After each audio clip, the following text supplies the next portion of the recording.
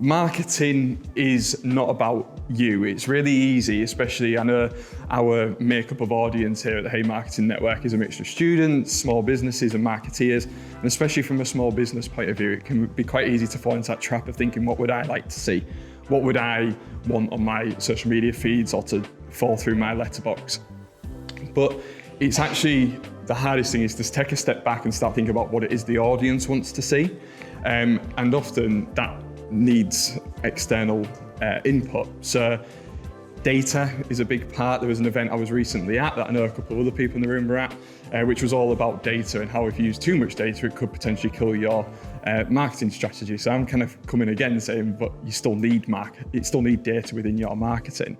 And that can come in all different forms. So big businesses will use like YouGov polls and things like that, and they'll be able to afford lots. But as a small business, it's much harder to get a good range of data. So one place I always recommend is talking to your existing customers. If you're already trading, speak to them, see what it is that they like, see what they want to receive from you, what kind of things float their boat. But also use some of the big data sources that are out there. So you've got places like YouGov, Statista, all them kind of things. And it really does come back to this idea of taking that step back and not just going off what you think all of the time, because you do fall into that trap of, and marketing is an opinion game.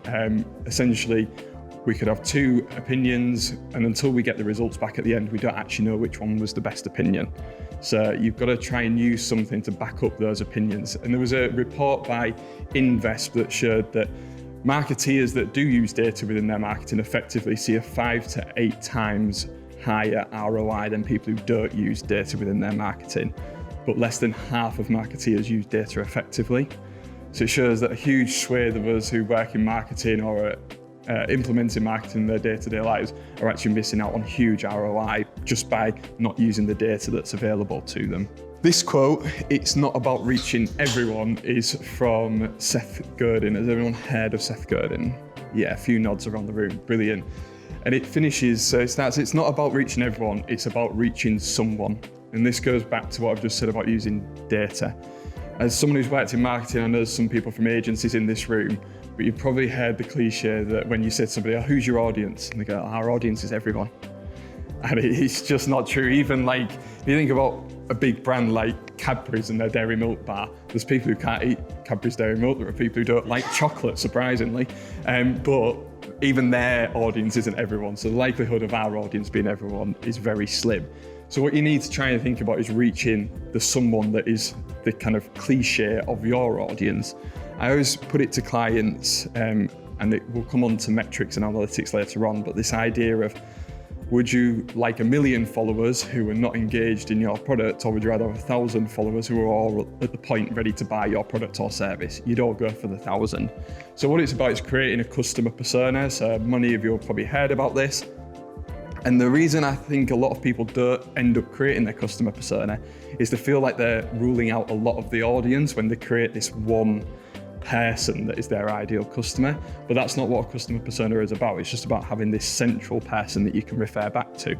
So with your customer persona, you might say that it's a female aged 25 to 30. She likes Love Island, Taylor Swift, all these things. But you would then use data around that to try and build out that customer persona further. Even give them a name. And then when you're working on projects later on, your marketing, you can ask yourself, let's say we call them Hannah, would Hannah like this? And if Hannah would like this, then you've got the go ahead to go forward with it. And if they wouldn't, then you really need to be able to justify why you're doing the thing that you're doing if your target audience wouldn't like it. One way that I say about using data to craft customer personas is there's an organisation called We Are Social, and they produce a digital report, and it is a massive 200-page deck of data about the way we use the internet, the way we use social media, all this kind of stuff, and it is a global report, so it's absolutely massive. But within that, there's a table that tells you about social media platforms that people use. And if you read across it, it tells you what other platforms the people that are currently on one platform are using. So if you know that your target audience predominantly uses Instagram, for example, and you've kind of mastered Instagram and you're ready to branch out and get a second social media platform into your mix, you could look at that table and see that actually of the people who use Instagram, 60% use Facebook, but 80% use TikTok. So you can use that data to form your customer personas and build them out so that they are more successful and more relevant to your audience. And again, it goes back to that first point. It's not about you.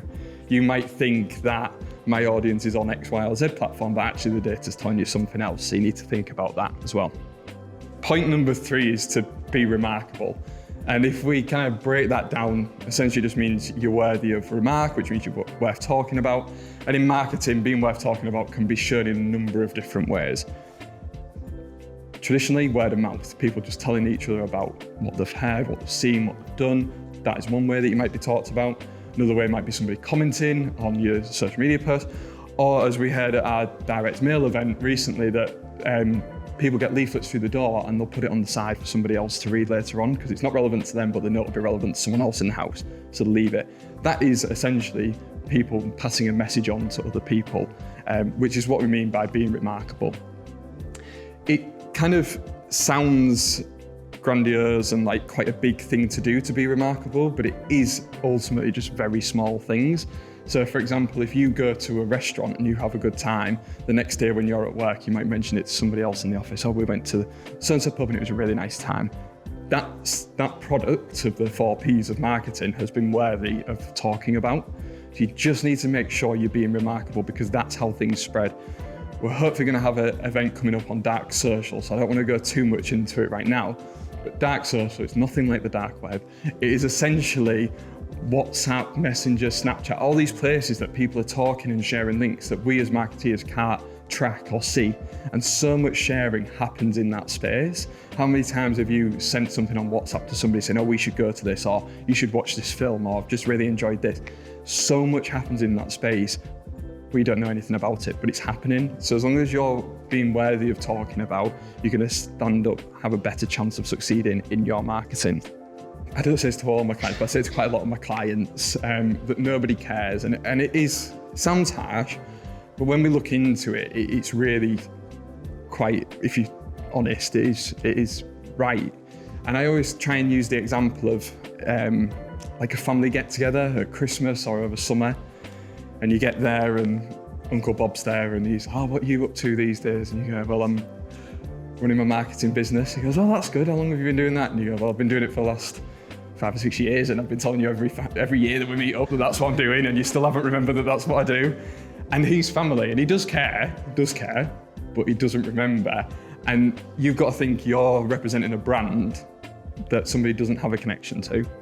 And there's probably, depending on what stage of the journey they're on, popping up in their feed or in their lives for the very first time, and you're expecting them to care about what it is that you do. This event today, my own dad was like, oh, what is it you're doing tomorrow? I was like, quite a big thing, standing up in front of a room full of people talking about marketing, you know. But it's not to say he doesn't care, it's just there's so much going on in other people's lives that they don't take stuff in. So as soon as you realise that people don't care, it kind of changes the way you act. It could be that you get more confidence from it and you do new things. But also is that you've got to remember that if we take the social media example, I saw a very good quote the other day that said, on social media as a brand, at best, you are a guest in somebody's feed. So when they're scrolling through, you're a guest in that feed. If you do it wrong, you become an intruder in that feed. So if we think about that in terms of like a party or something and you invite someone and say, oh, can I bring a +1 along? You've never met them before and they come along, they bring a gift, they're really polite, they just get on with everyone, yeah, they can come again. But if they turn up and they're really brash and loud and arrogant, you won't want them to come along again and you'll have a negative image of them in your mind. So think of it that way when you're thinking about your marketing activity, because like I say, I focus on social media, but there's so many other ways, whether it's a billboard or a door drop coming through someone's letterbox, you are a guest in their lives, so you have to treat it that way. Once you've kind of got past that being a guest, then they might start to care and remember you and think about you a bit more often. But that first step is just realizing that nobody cares. So look beyond the obvious. This is something I talk about at different resonance all the time. It's kind of a value, so to speak, of ours. And it's based on the fact that there's this stat that flies around that as individuals, we see 5,000 to 10,000 brand interactions every day. Now that might sound a lot, and there's been research done that shows that nobody actually knows where that figure's come from. But when you actually think about it, I was just having a look outside, and if you go to the fridge before you came in, there was 10 different brands of drink there. In a split second, you've had 10 brand interactions. I'm facing all of you, you've all got different brands on you. There's a load of brands, partners at the back of the room. You are coming across a lot. It might not be 5,000 to 10,000, but you are coming across a lot. So just being normal isn't going to cut it. The big boys can be normal. They can all fit into the design trends, the styling, everything. They can do it and they'll just get by because everybody knows who they are. But small businesses, you have to do something that's beyond normal. And it is semantics, but I don't like the phrase like thinking outside the box, because I think that's a bit too revolutionary. This is a bit smaller than that. So a lot of time I'll go and talk to clients, and it can simply be that they say, oh, we've got nothing to talk about. And I'm like, well, you've got the leading expert in this sector that sits in your office every day. You could be creating content with them, whether it's a blog or video. You've got somebody else who's got 15 years of experience, somebody who ran a business and it folded for whatever reason. They've got experience. Like, just look beyond the obvious things that are normally, here's my product, here's my service, please buy from me. That's normally what people do. So you need to look beyond that and come up with different and creative ways. Another great way to look beyond the obvious is looking at best practice in your industry and tweaking it, or looking at best practice in another industry and tweaking it so it fits your industry. But it's really not about being extreme in any way, shape or form. It's just, to succeed in marketing, it has to be something different about it. This is a quote from Rory Sutherland, who says, the opposite of a good idea can also be another good idea. So when you think about it, the opposite of the actual good idea would be a bad idea. But when we look at it in real terms of what that good idea was, you could do the complete opposite to it, and it can also be something that works. The example he uses is of a letter that they wrote as a marketing campaign. And I believe it was a legal letter, but I might be wrong on that. And what they did was they wrote this letter and they A/B tested it. So they kept adding more context to the letter. And they found that every time they added a bit more information, the letter performed better. So they kept adding more and more information. And what was a couple of paragraphs turned into a 2-side letter. And they were like, well, for the cost of improving this letter even further, we're going to have to go to another sheet of paper, which is going to massively increase costs. So can someone else have a look at what we can do with this letter? And the person who looked at it made it into a couple of lines long. And when the A/B tested that, it performed just as well as the 2-sided letter, but much better than the couple of paragraphs. And that goes back to the first couple of points I made. People want different things. If you're talking to a younger generation, and I ran an event where somebody asked a student at a school, how do you want information delivered to you? And they put their hands up and said, we don't want anything that's longer than 20 seconds because we won't read it, we won't watch it, we won't interact with it. But then you might speak to somebody else and they're like, well, I need all the information before I take that next step. I want enough information to make an informed decision early doors before I commit to anything. So there's 2 different types of people there. The letter's going to perform. If you give the wrong letter to the wrong person, it doesn't perform. But the opposite of a long letter is a short letter, but it can also be a good idea. So that's the thing, is like, and this is why I said at the beginning, marketing is easy, but good marketing is hard, because 9 times out of 10, there isn't a right answer. And we don't have enough budget to test all the different answers to see what the actual best idea is. So always remember that the opposite of a good idea could be a good idea. So if you've been doing something one way, don't just keep doing it that way because that's the way we've always done it. Have the tenacity and the bravery to say, do you know what, let's flip this on its head and try something completely different and see if that works. Generating ideas. This is one of the biggest kind of challenges I kind of face with clients, or they come to me with, is kind of, how do we come up with new ideas all of the time? Because we all know social media especially is demanding in the fact that you're supposed to post however many hundreds of times a week, and it's just not viable to come up with new content ideas for all of that. So the way I go about this, and it's a task I've run with several clients now, is get your audience, the customer persona, and get your messages that tie into those different audiences and mark them out at the top of a piece of paper.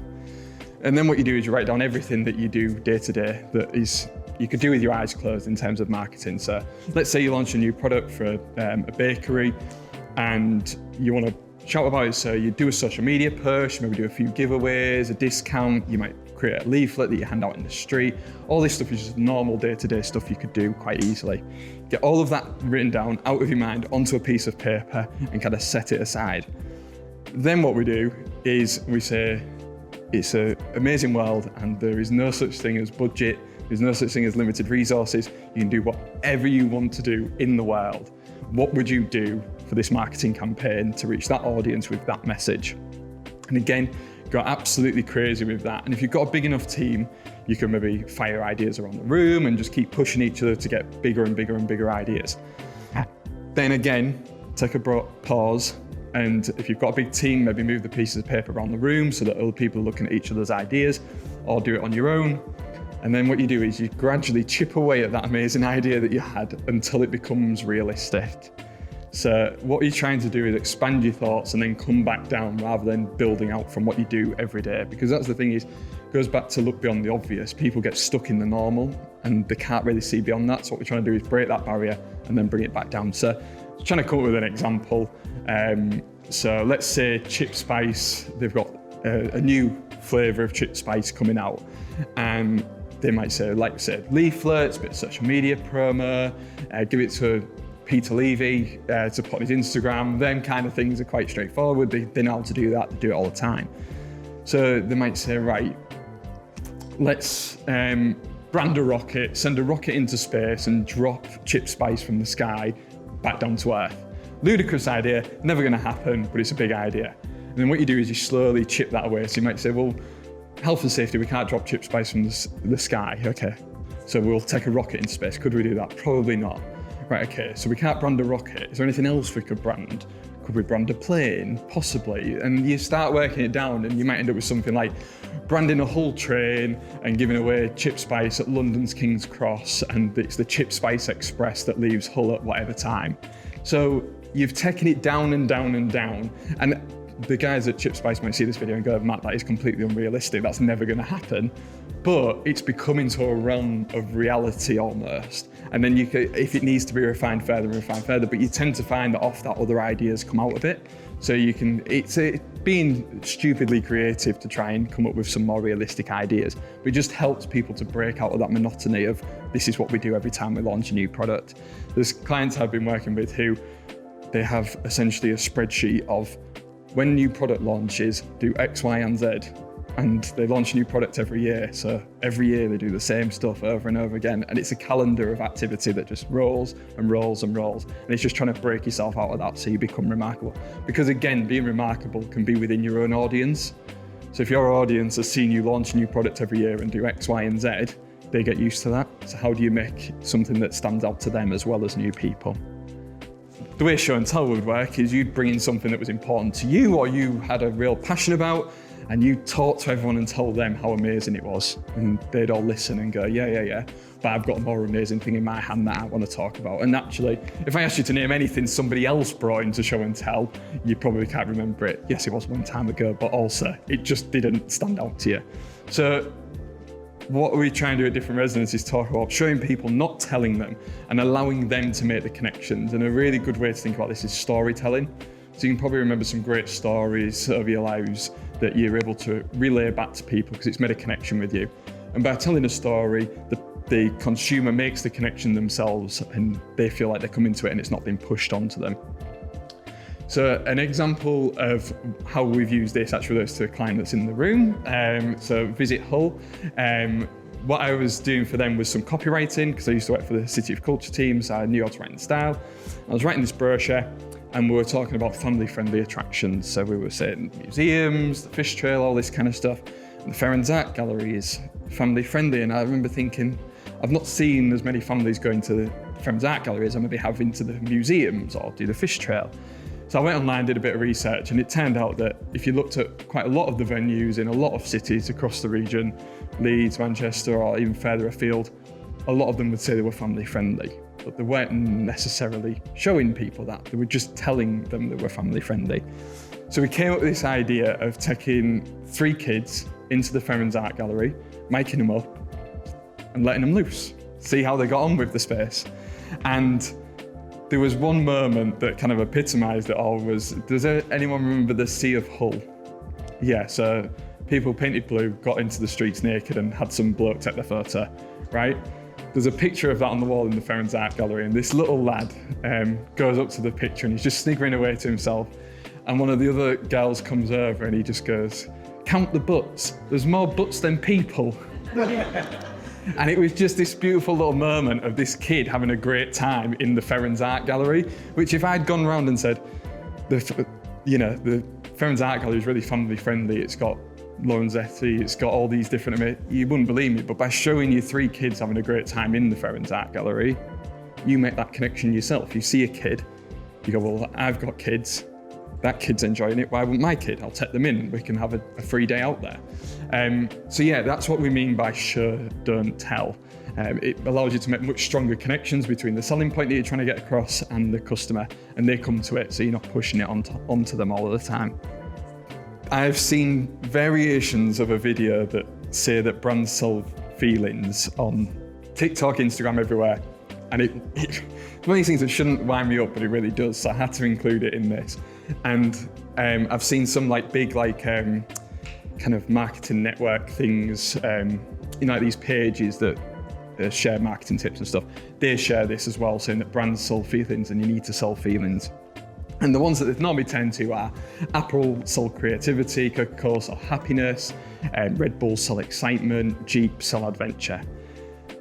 And it really winds me up because I just don't agree with it. I think brands use feelings to sell products or services. And the example I use is the Jeep one. So if we go down the logic that Jeep sell adventure, I'm going into a Jeep showroom, I'm handing over thousands and thousands of pounds, I come back a week later and they give me a lifetime supply of Go8 vouchers. Because that's adventure.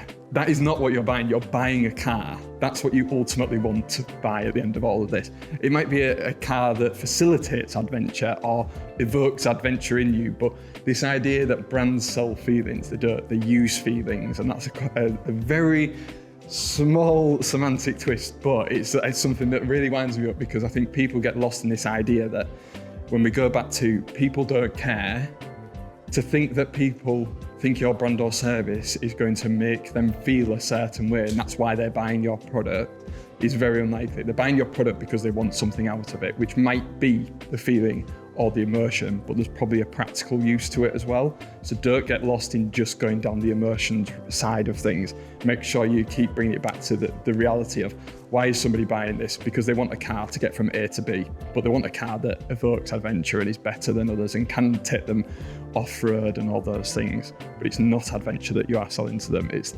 adventure that you're using to sell the car. Social media oriented approach. So I used to refer to this as a social media first approach, which sounded more impactful, but it just wasn't true. So I've changed it now to be a social media oriented approach. And it's again, something I kind of buy into at different resonance because of the fact that social media is my background and that's what we do. But essentially, it's just about using the power of social media to amplify whatever it is you're doing. Social media is a free tool. It uses your time, but it is free to access. You can post on it for free. And that's why I think it's remiss of people to skip it. And why I used to call it social media first was because it sounded more impactful, but the reason I moved away from it is because it's not about creating stuff for social media, it's just about thinking how social media can help you amplify your message. And a great example of that is a Kit Kat billboard. Has everyone seen the Kit Kat billboard that's like, have a break, and then the last bit's not been put up and there's like a ladder and a bucket of paste and the last bit of the billboard? That would have cost God knows what to have implemented across the whole of the country. Health and safety alone, just to leave a ladder next to a billboard as part of a marketing stunt would have been a nightmare. So to deliver that in every single city would have been, crazy. So they just did it in one. Took a picture of it, put it on social media. People thought it was hilarious and started to share it. That's using the power of social media to amplify something that they were already going to do. So they were going to do a billboard campaign and they got all of that exposure for free. So that's what I'm talking about. And it can be really small stuff. It's the cake decorators that you see now who make absolutely amazing, visually stunning cakes that some of them taste great, some of them taste okay. But the visual effect of that means that people share it on social media. I went to a Japanese restaurant in Leeds, beautiful place, food wasn't that good, I would never go back, but put it on social media because it looked amazing. So they've probably got a couple of customers off the back of that who went, oh, that looked amazing, I'll go. But the product wasn't up to scratch, but it was the social media oriented approach. If it had been a horrendous experience, I wouldn't have shared it at all. It was all right, but it's using the power of social media in a cost-effective way to amplify what you're doing. So it could be, you see it all the time in newsletters and stuff, or on websites, you might have a share to your Facebook link or share to Instagram link. It's just simple little tricks that if somebody uses it, fantastic. If they don't, it costs you nothing, so you might as well do it. 3 social media fundamentals. These are things that I use with all my clients, and I think if you are looking to increase your social media output, then you need to be thinking about all of these.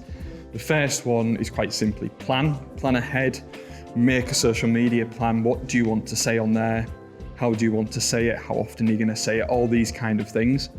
And then actually create the calendar of posts and that kind of thing. So making sure you have a good plan for social media and not be reactive is a key, because what a lot of people do, and a lot of the small businesses I speak to, is we don't post enough on social media because by the time we think about it, it's too late. So we're going to event X and it's the next morning when I go, oh, I should have posted, or I didn't get a photo of the event and I can't really post off it.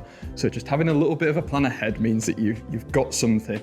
There is still a case of being reactive, so don't plan everything in, make sure there is some room for maneuverability, but it could be just planning that you're at this event today. I do it all the time. I set notifications on my phone to remind me to take a picture at the event I'm at, so that when I'm at the event, my notification goes off, I go, oh yeah, I'm supposed to get a picture, bang, picture, done. So you've got all that kind of planned in advance so you don't miss the opportunities. The next step is to be consistent. And this is applicable in 2 ways. The first way is once you start planning, don't stop planning. We've all done it with New Year's resolutions and stuff. You start doing something, 2 or 3 months later, it's completely fallen by the wayside. So once you start planning, keep it consistent, make it achievable, and just keep doing it. And then the other side is with your messaging. So in terms of your messaging, I always say have 3 or 4 key themes that you tie everything back to with your messaging. So for example, if you follow me on LinkedIn, there's 3 or 4 key themes I always talk about. Social media and marketing, unsurprisingly. Running a small business or freelancing and my experiences of that. The city of Hull, because I absolutely love it. And football every now and then, but it's normally linked back to Hull City. But they're the 3 or 4 key themes that I tie 95% of all my content to. So if you've got them, that's what you need to be consistent in terms of your messaging. Now you might go off piste every now and then because something crops up, for example, like a charity message or just a milestone or something that's cropped up that you really like. But yeah, try and keep it to those 3 or 4 key messages. And then number 3 is sell less. So social media, which I'm going to come on to in the next step about this in a lot more detail. But the trap a lot of people fall into is to see social media as a sales tool, which it can be, but they use it only as a sales tool, and it means that you miss on so many opportunities and it doesn't work effectively. So yeah, the 3 top tips for social media are plan ahead, be consistent, and sell less, which I'm going to come on to in a second. So selling is the last thing you do is, again, a very social media focused tip, but it does apply relatively well across most other marketing, apart from like more your performance side of marketing, which you would obviously have selling a little bit higher. But going back to those people who've studied marketing, you'll be aware of this or a very similar model, but the AIDA model: awareness, interest, desire, and action. Essentially, that is the steps that a customer goes through before buying from you. Awareness, very self-explanatory. It's about creating awareness, which social media is great for because you can reach people for free and you get in front of new people all the time. Interest is when they're starting to show like slight intention to buy your product or service, and they're probably starting to do a little bit of research, developing attitudes and preferences towards different types of product and service. Desire, which comes next, which is very the step between interest and desire can be very, very small. But desire is when they start to make more of an emotional connection, and they go from liking what you offer to wanting what you offer. So it's a very slight change, but it's a key stage in that process. And then finally, action. Most people will see this as a sale, but it could be something else. So it might be, for a restaurant, it might be reserving a table. That might be the action you want them to take, because until they get into the restaurant, there's not much more you can do. But it could be booking a test drive, sign up for a newsletter, downloading a promotional code, or downloading a guide, or any of these kind of different things you might want them to take within that specific funnel. So if we take an example of someone who's aware of things, so let's say you're buying furniture. I'm not in the market for furniture, but I could name several furniture stores that I am aware of at the moment. Then I might decide, right, okay, I need a new sofa, for example. I then become interested. So I start to do some research into what all these different brands offer.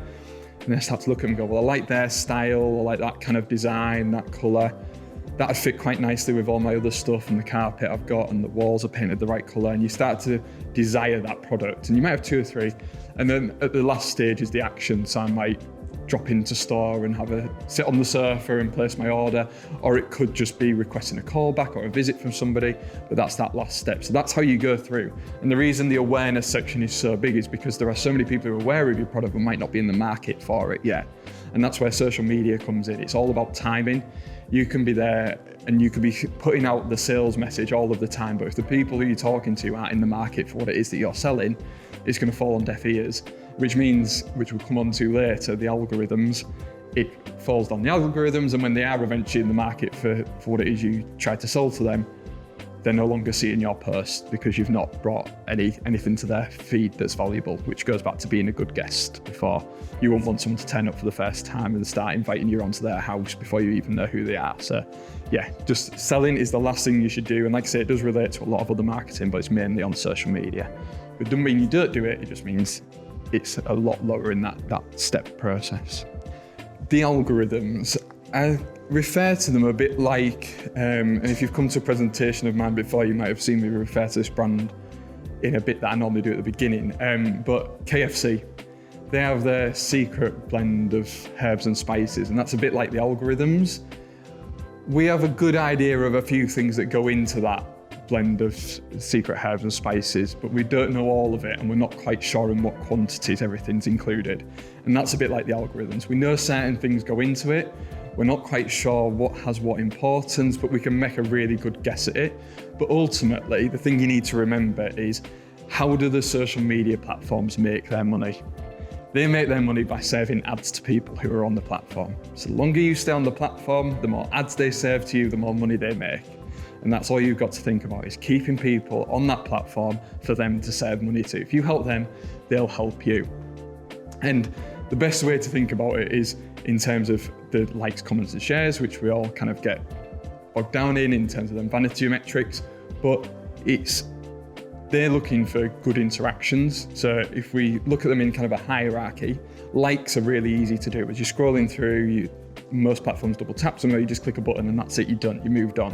So it's quite a low involvement engagement for people to do. Next, you've got shares. It's quite quick to do that. You might add a comment or retweet with a comment or whatever it is, and you'd add a bit more, so it takes a little bit more time.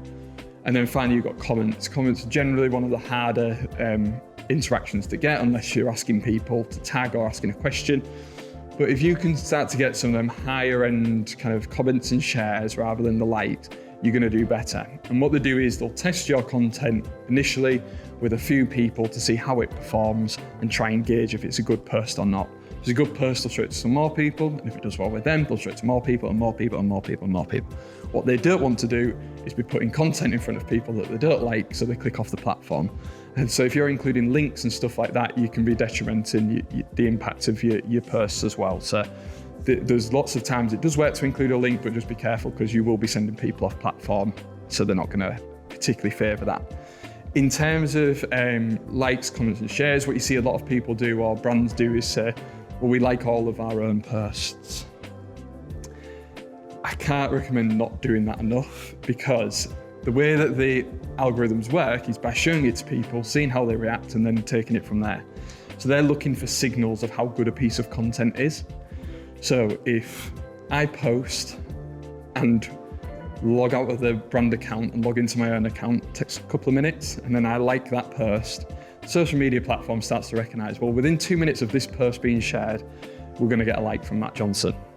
So that just becomes the normal. And if anything, it's when you don't do it that they go, well, what's wrong with this? So what you need to do is try and curate a signal for the platform to see that this is a good piece of content or an important piece of content. If you're lucky enough to have a big team, what I tend to say to people is split yourselves down into probably focuses or areas with regards to those messages that we talked about earlier, and make sure that different teams are interacting with different things at different times. So if you've got a really big announcement, everyone can jump on it and share it and like it as you would. But if it's just like a general bit of content about the work that team's been doing, people should ignore it. And you can scale it up and down in terms of likes, comments and shares on that. But like I say, if you're going on every time and liking your own posts, it's just not having any impact long term. So what you need to do is use yourself strategically, wait till you've got a good post and then start interacting with it. And that's why if you've heard about like engagement pods and stuff like that, they work really well when you join them. So that's a thing where people will share in like a WhatsApp chat I've just posted and everyone jumps on and likes each other's posts. They work initially because the social media platforms go, oh wow, you're getting a lot of interactions, we'll share this with everyone else. But after time, they all die out because ultimately the impact isn't as great and the social media platforms just get used to it and it all dies off. So if you're going to use engagement pods, be disloyal and just move around them all the time if you're going to do them, but I would recommend that you don't. Going viral, probably seen as like the holy grail of social media. Who here has been viral? Anybody? Yes, I know you have, Helen. Who here wants to go viral? Who'd like to go viral? Quite fancy the cheese batter. Well, this is the thing. It depends what platform you're on. Depends how you measure virality. There's going viral within an audience. So you might be viral within the football community, for example, but people outside the football community have never heard of you. You know, so there's different ways of measuring it. But it's kind of seen as like this holy grail, and you do get asked, how do I go viral? Or something like that. And there's kind of two truths about this. And the first one is that there is no set way to go viral, because if there was, I wouldn't be stood here today. I'd be going viral for all the right reasons all day, every day, and selling a product or service off the back of it. What there are some common themes essentially that kind of work for people who want to go viral. So tapping into something that's happening at the moment and is relevant and is true, and normally saying something a bit controversial tends to get people to go viral. But there's also the side of going viral that's out of your control and maybe isn't for a good reason as well. So it's really hard to tell people this is what you need to do to go viral. So I always go back to what I've just said about try and talk to that one person rather than everyone. And if that one person likes it and they're your ideal audience and they share it with more people who are your ideal audience, that will start to grow and grow and grow, and you might go viral. The second truth about going viral is it's not always a good thing. I've spoken to a few small businesses over the last couple of years who've gone viral or have had the opportunity for some big publicity and have not enjoyed the experience. Essentially, you'll get, if you go viral for a good reason, let's just say you haven't annoyed some group of people, you've gone viral for a good reason, you'll get an initial uplift in positivity. But then what happens is you've got more people demanding your service or product and expecting the same standard or quality. And as a small business, you're probably not able to replicate that at a high scale. So the example I use is, let's say you're a bakery and somebody comes and does a video about your bakery and you go viral. You've got a queue of people at the door, the queue taking 4 hours for people to get to the front of the queue. So they're waiting a long time, you're rushing your production because you just don't have the capacity, so your product's probably not as good. So people at the back of the queue are waiting 4 hours to get a product that's not as good. And it just ends up having a negative impact on the business eventually. So what you need to think about if you're wanting to go viral is accepting that you can't really control it and just putting out good content and hoping for it, but making sure you have processes in place that if you were to go viral and get the benefits of that, you can able to scale and replicate what it is that you're doing or serving to people. You've seen it where websites have crashed and all those kind of things because people have gone viral. well, essentially you're missing the opportunity of this beneficial thing that's supposed to be happening to you. So I always warn people about going viral, and actually I would personally say don't focus on it. Don't aim for it, don't have it as like a goal. If it happens, but make sure you're prepared for it as well. Another thing get asked a lot of the time is about best time to post. What's the best day? How often should I post?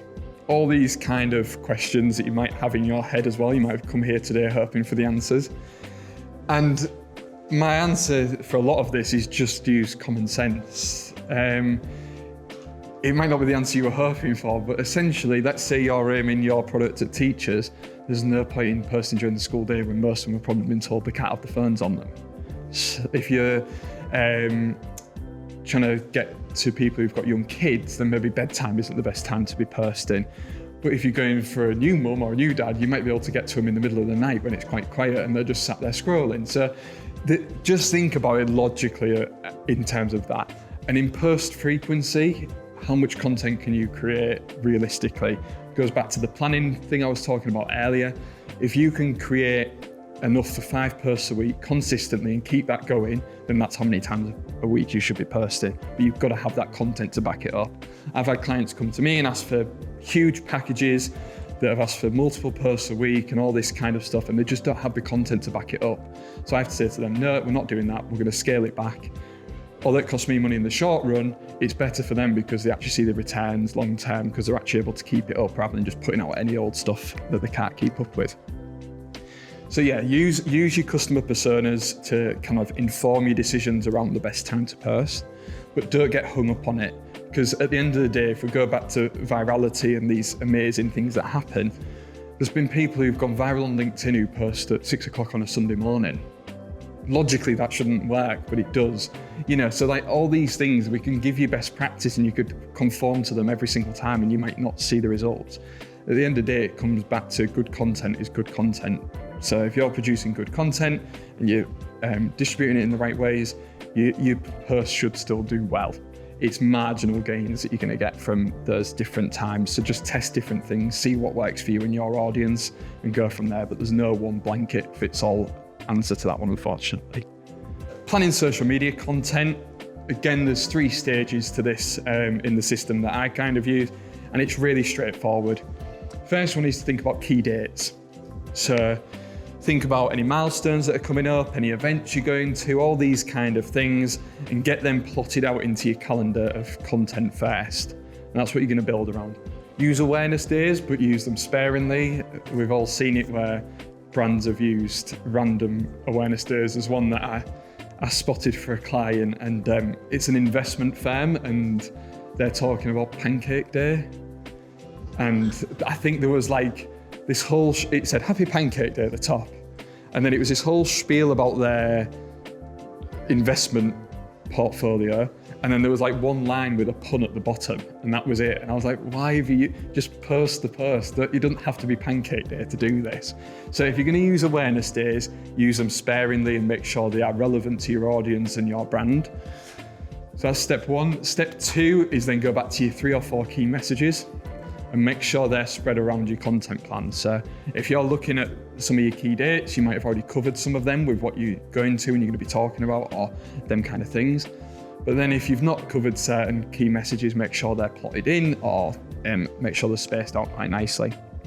And then the third step is simply to make sure you've got any of the assets that you need, or if you're doing a poll or anything like that, you've got everything set up ready to go for that.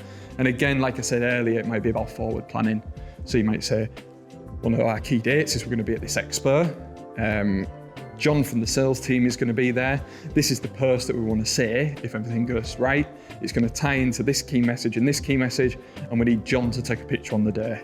So we're going to put a reminder in our calendar to text John to say take a picture, because he won't do it if we don't tell him to. And that's what you might do. So then you've got everything there. You've got key dates, your key messages, and your assets. So key dates, key messages, key assets, and that's the 3 steps very simply that I use for every content plan that I produce for a client. Analytics. So how do you measure success? And Liliana was at the event with me about data, and it was a very interesting one. And myself and Dan, who delivered the presentation, we work in the same co-working space, and we've been having chats about it since, in terms of how do you measure success? And there is no one metric that I can say, if you measure this, it'll tell you how successful you are, apart from sales, essentially. But in terms of social media, there's no specific measurement that you can gauge success from. There's some ones that are better than others, or depending on different factors you might turn to, but there's kind of 3 top tips that you need to think about when it comes to your analytics. One is to set out your objectives, because without your objectives, you don't know what you should be measuring. So if your objectives for social media to increase brand awareness, then you would pick different things than if your objective was to drive sales. So make sure your objectives are identified clearly and you can focus in on that. Number 2 is look at the bigger picture. As I say, if you were going to use one metric to decide success, it wouldn't work very well. It's like painting a picture with one colour. It's very hard to do. So what you need to do is look at the bigger picture and think, how are different elements of my marketing tied into this? So even if you're talking about success on social media, if you're purely going down a brand awareness route for social media, if your brand awareness is working, people might be using direct search, so using your brand name to search for you on Google. So if you've seen an increase in direct searches on Google, then you might be able to attribute that back to the work you've done on social media. So again, you need to look at that bigger picture and see how all the different marketing channels are playing into one another. And again, it might highlight some things that aren't working. So it might be that you want people to book a sales call with a sales representative, and you notice that you're getting lots of calls booked, but they're not converting. So then you'd be able to identify that there's probably a breakdown here, or maybe it's the messaging. Maybe our messaging isn't selling what the salespeople are selling, and we need to tie everything back together. But without looking at the bigger picture, it's very hard to determine what's working and what isn't. And then the third and final one is to just think about the long term and get caught up on those vanity metrics that we mentioned earlier, about like followers, likes, all these different things. But ultimately, if you're driving sales from people that aren't actually the right audience for your product, it might lead to negative reviews or them not coming back or not sharing what it is that you do. Whereas if you'd driven half the number of sales with your target audience, the long-term picture might have been better because they'd have shared it with friends and family and things like that. So the 3 top tips are clear objectives, look at the bigger picture, and think long-term. Once you've got them, you can start to look at different aspects of analytics and see which ones are right for you. But without those 3 things in place, it's going to be very hard to identify success. A lot of people think a personal brand is something that they create. And ultimately, your personal brand is something you influence. It's not something you create. Your personal brand is what people say about you when you're not in the room. That is your personal brand. So if you think about it, if someone you know is going for a job somewhere and that person rings you up and goes, "What's this person like?" You'll say certain things that relate to that person. That's their personal brand. Or if somebody asks you for a recommendation for somebody to speak to about their finances or whatever, you'll make a recommendation based on their personal brand. So everyone in this room has a personal brand because it's what people think about you. So you can influence that, but you don't determine it, which is really hard to get your head around. But you might as well try and curate it as best you can, otherwise people could be saying absolutely anything about you. And the way I kind of get people to think about their personal brand is in 3 areas. So first one is your passions. So what do you like to do at the end of the day, on the weekend, all that kind of stuff. So like for me, it's football. What are you knowledgeable about? Now, you do not need to be an expert in this thing. The way I try and get this across is, imagine you were a pub quiz and this topic came up. You'd back yourself to do better than most of the room. That's the level of knowledge you need to build a personal brand around. And then your ambitions, essentially, what do you want to be known for? What are you trying to get out of your career or personal life or whatever it is? Add them 3 together, and then if you actively want to build a personal brand, you need to think about a communication method as well. So it might be video, audio, written word, whatever it is. But if you actively want to build it, you need to build a communication method into that. And there's a really good quote from a guy called Scott Adams who says, to make yourself rare, which essentially is what you're trying to do with a personal brand, you do that by combining 2 or more pretty goods until you have something that's unique. So essentially, by what he's saying there is, it's very hard to build a personal brand by being an expert in one thing, because the chances are there's somebody else out there who knows more than you. Like, Stephen Hawking built a personal brand around being an expert in something. It would be very hard for anybody else to compete. So what you do is you take different things and you build them up until you've got your own little unique combination of things that means you stand out from the crowd. A couple of examples. So one that's probably a bit more extreme, but there's a guy called, and I'll butcher his surname, Joe Pompliano, and he's like a sports journalist. Essentially, he had a passion for sport. He knew quite a lot about business and he wanted to be a journalist. So he started writing about the business of sport. And he's got like a massive newsletter that's subscribed to by hundreds of thousands of people. And he gets all the biggest scoops and stuff about the business of sport. More realistic, more relatable example is I delivered this session where I do like a personal branding full workshop. I delivered it in a school to some A-level students. And this kid had been asked to write just a piece to the university as part of his application process to just show who he is and his expertise and stuff like this. So I said, well, what is it you want to study? He said, studying geography. So that was his knowledge section, geography. I said, well, what are you passionate about? He said, football. And we threw around a few ideas and he landed on this thing that he was going to write a little piece about obscure locations for football stadiums, because there's like all these graphics that go around of like, you won't believe these 10 stadiums exist, and there's like one on a cliff top, one in the North Pole and all this. So he was going to write about the geology of how you can build a football stadium on a cliff top. And it would just make him stand out because he's getting across his passion for football, but also he's getting across that geography knowledge that he needed to share as well. So it could be something really simple like that as well, but by combining them two, he will stand out from other students who just talk about football and say that's what I'm passionate about, or those that just talk about geography. He's going to stand out from the crowd. Tip number 19 is the fundamentals are the same. I've just completely off topic here, but like the last point is a full hour and a half workshop that I just crammed into one point. And this is another one that is like an hour workshop that I've crammed into one point. So it might be a little bit vague, but that's the reason why. So I was asked to speak at the university about future trends. And essentially, me being me, I said, I'm not going to talk about future trends, I'm going to flip it on its head.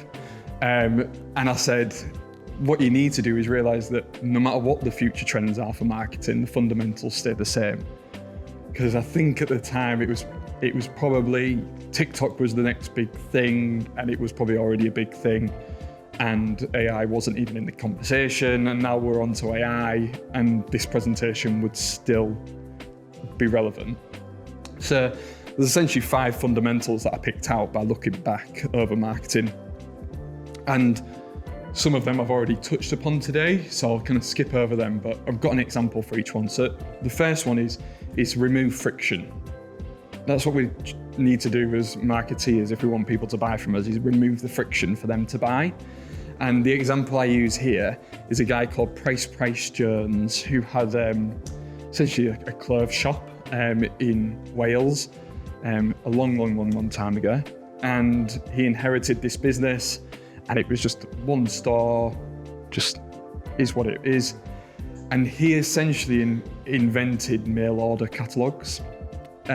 So he created a list of all these products that people could, and he sent it around the local village, and people sent their slips back with their orders of what they wanted from him. That business grew so big that he had a warehouse that employed most of the local town. It had its own post office inside it so that he could distribute things quickly. The railway service used to reserve him a full carriage for his products every day so that he could ship them off down to London. And essentially it grew and grew and grew and grew. He's now referred to I read this, it was like, he's now referred to, and I was like, I'd never heard of him, so I don't know who he's referring to, but he's now referred to as the Jeff Bezos of his day. So I don't know who's saying that, but it said it on this article. So, but it was a really fascinating read. There's the fact that he, by thinking outside the box, removed friction, made it easier for people to buy. So he had like the Queen, and people in America even bought from him, which if he'd just had one shop, it wouldn't have happened. People wouldn't have come to him. The second fundamental is word of mouth. We've kind of touched upon this earlier. The example I use for this is a business called Neptune Theatres, which the guy there, again, it was referred to as their golden era of Neptune Theatres. I don't know who by, but by someone. But essentially, the guy who ran the place understood the power of word of mouth. And he invited all of the local cabbies to come and watch films for free with their family. He just said, if you want to come and watch something, you can come watch it completely free of charge. Knowing that they were picking everybody up from the station and then would recommend the theatre to the people who were in the cabs, and they would all come and visit. So he used word of mouth in a very clever way and built his business using that. Third one is sell less, which again I've touched upon earlier today, but the example for this one is the Michelin Guide. If you're not aware, the Michelin Guide was actually set up by the Michelin brothers, who were Michelin tyres, and they built this kind of brochure which had recommendations for mechanics, best where you could buy gas, all this kind of stuff in France. And they went into a mechanics one day and they saw it being used as a prop for like a car, like because its tyre had gone. And they're like, well, that's not what we built this for. So they did some research. Instead of assuming what they thought people wanted, they went and spoke to their audience. And the audience told them they really liked the restaurant reviews. So they kept making more and more restaurant reviews. And the idea was that at the time, cars were quite a new concept, but people were driving to the restaurants, which meant they were racking up more miles in their car, which meant they needed more tyres, so they went and bought Michelin tyres. And the actual guide itself is its own business now. It's got nothing to do with the tyre company, but that is how big that grew by essentially they weren't trying to sell tyres, they were selling the restaurants. And people went to restaurants, used the tyres, and then bought tyres from them because they built their brand equity with them. The fourth one, which Peter, my old lecturer in the audience, has picked me up on several times, but I still say it, is be authentic. And he always says to me, what does authentic mean? Essentially, it just means be true to yourself, just be honest, don't try and be something you're not. And the great example of this is Tom's, the footwear company.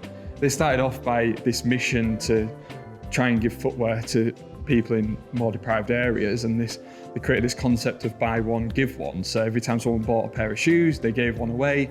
And eventually it became a fashion statement because everyone was wearing them, and they were absolutely massive at their time, and they became a B Corp, and they're still actually operating today, which did surprise me a little bit. But yeah, they are still going, and they're giving away millions and millions and millions of pairs of shoes to people.